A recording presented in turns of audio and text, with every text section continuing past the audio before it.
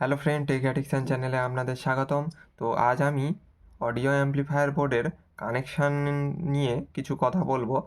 আপনারা যারা কাজ করেন তারা এই সব বিষয় জেনে থাকবেন।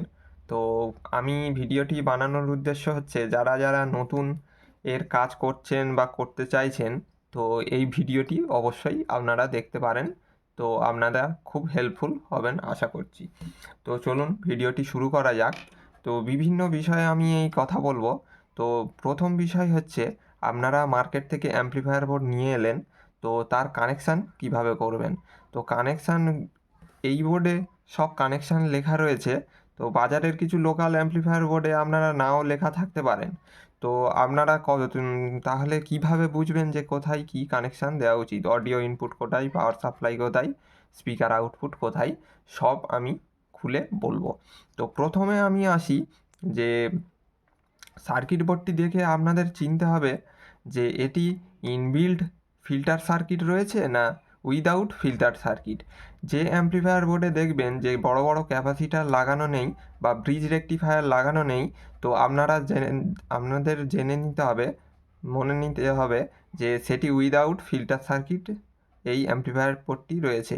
তো আপনাদের আলাদা করে ফিল্টার সার্কিট কিনতে বা বানাতে হবে।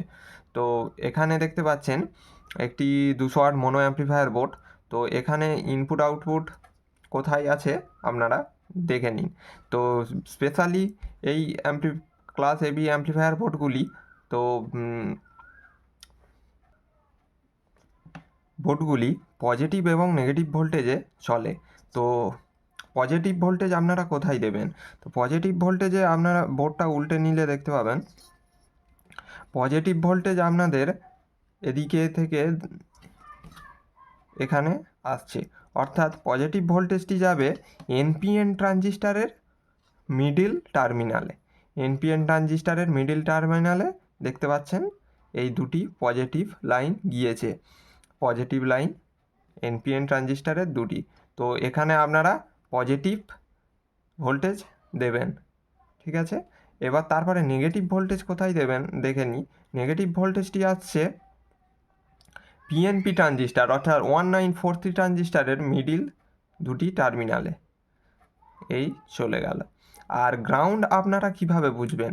গ্রাউন্ড আপনারা বুঝবেন ঠিক এমনভাবে, দেখতে পাবেন যে পোলারাইজড যে ক্যাপাসিটারগুলো রয়েছে এখানে দেখতে পাচ্ছেন 100 মাইক্রোফ্যারেড 40 ভোল্ট।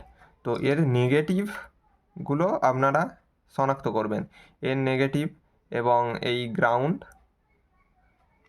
এটাই হচ্ছে কি গ্রাউন্ড। এবং অডিও ইনপুটের জন্য যে গ্রাউন্ড, এইগুলি সব শর্ট থাকবে।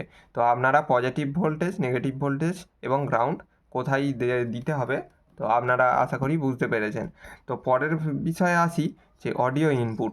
অডিও ইনপুটের জন্য আপনাদের দিতে হবে, আপনাদের দেখতে হবে যে 1 মাইক্রোফ্যারেড থেকে 10 মাইক্রোফ্যারেড একটি ক্যাপাসিটার দেখতে হবে, এবং সেই ক্যাপাসিটারটি যুক্ত থাকবে একটি রেজিস্ট্যান্সে, আর রেজিস্ট্যান্সটি থাকবে গ্রাউন্ডের সাথে জোড়া। তো এটি ভোল্টেজ ডিভাইডারের কাজ করে। এখানে এই রেজিস্ট্যান্সটি এখানে রয়েছে, এই রেজিস্ট্যান্সটি। তো পর্যাপ্ত ভোল্টেজই যাতে ইনপুট যায়, আর এক্সট্রা ভোল্টেজ এখান থেকে গ্রাউন্ড করে দেবে। তো এটি হচ্ছে কি অডিও ইনপুটের জায়গা, আপনাদের চিনে নিতে হবে। আর তারপরে আসছি, আর গ্রাউন্ডে আসবে এবং ক্যাপাসিটারের একটি পয়েন্ট ডাইরেক্ট ট্রানজিস্টারে যাবে, ডাইরেক্ট ট্রানজিস্টারে যাবে। ওটা থেকেই আপনারা বুঝতে পারবেন যে এটি অডিও ইনপুট। আর আরেকটি বিষয় বাদ পড়ে থাকছে যে অডিও আউটপুট। অডিও আউটপুট বলতে স্পিকার আউটপুট। স্পিকার আউটপুট ঠিক আপনাদের দেখতে হবে যে 1940 এবং 5200 যে ট্রানজিস্টার, সেখানে কিছু সেরামিক রেজিস্ট্যান্স এখানে দেখতে পাবেন 5 ওয়াট 25 ওহমস এতে দেওয়া রয়েছে। তো এই উল্টে নিলে দেখতে পাবেন যে এই দুটি টার্মিনাল জোড়া রয়েছে, এই দুটি ট্রানজিস্টারের এই দুটি রেজিস্ট্যান্সের টার্মিনাল জোড়া রয়েছে। অর্থাৎ এটার সাথে স্পিকার আউটে দেখতে পাবেন যে সব কটা রেজিস্ট্যান্সের একটি করে টার্মিনাল পরস্পর শর্ট রয়েছে, যেমন এই ট্র্যাকটি দেখতে পাচ্ছেন। তো আপনাদের এটা দেখে বুঝে নিতে হবে এটি স্পিকারের পজিটিভ আউটপুট। তো এটি যেহেতু মোনোতে আছে, সব কটি টার্মিনাল শর্ট আছে, যদি স্টিরিও থাকতো দুটি রেজিস্ট্যান্সের একটি চ্যানেল বেরোতো এবং আরও দুটি রেজিস্ট্যান্সের আরেকটি চ্যানেল বেরোতো। তো এই গেল কানেকশানের ব্যাপারটা। তো আরেকটি ব্যাপারে আমি বলে রাখবো যে আপনারা যদি শুধু